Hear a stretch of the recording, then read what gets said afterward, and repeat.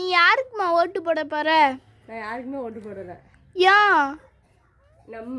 இந்த கட்சிக்காரங்கெல்லாம் வாக்குறுதி என்ன கொடுத்துருக்காங்க? அது செய்கிறேன், பெண்களுக்கு இது செய்கிறேன், அவங்களுக்கு இது செய்கிறேன், மீனவருக்கு இது இப்படின்னு சொல்கிறாங்கல்ல. நம்ம பனையேறிகளுக்கு ஏதாவது வாக்குறுதி கொடுத்துருக்காங்களா? இந்த கட்சிக்காரெல்லாம் கொடுக்கல. இல்லை, பனை தொழிலே அழிஞ்சு போச்சு. அதை இல்லை, எந்த கட்சி இனிமேல் ஆட்சிக்கு வந்தாலும் லாபம் எதில் இருக்குது? ஒயின் ஷாப் இருக்குது.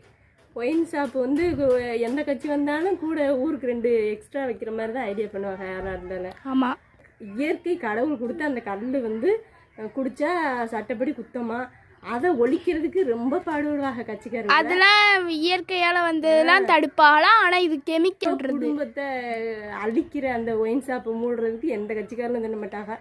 ஆனால் எந்த வாக்குறுதிலையும் பனை தொழிலாளிகளுக்கு ஒரு இது கூட யாருமே பணச்சிவாம இப்போ என்ன செஞ்சுட்டாங்க? பனை தொழிலை விட்டுட்டு எல்லாரும் வண்டி ஓட்ட போயிட்டாங்க, வேற வேலைகளுக்கு வெளிநாடு போயிட்டாங்க. இப்போ இந்த தொழிலே அழிஞ்சு போச்சு. நம்ம இந்த பாய் முடையிறது நம்ம தொழிலாக இருக்குது. ஓலை வெட்டி போட ஆள் கிடையாது. இந்த தொழிலையே அழிச்சிட்டாங்க. அதில் வேற காமராஜர் முகத்தை காமிச்சே ஓட்டு வாங்கிடலாம்னு நினைக்கிறாங்க. வேறு எத்தனை பனையேறி இருக்காங்க. அதில் ஒரு வாக்குறுதியாவது பனையேறிகளுக்கு கொடுத்துருக்காங்களா? இல்லவே இல்லை. அப்புறம் ஓட்டு போடணும் நம்மளாம். போட வேணாம். அப்போனா கரெக்டு தான். இதை நம்ம யோசிக்கலே.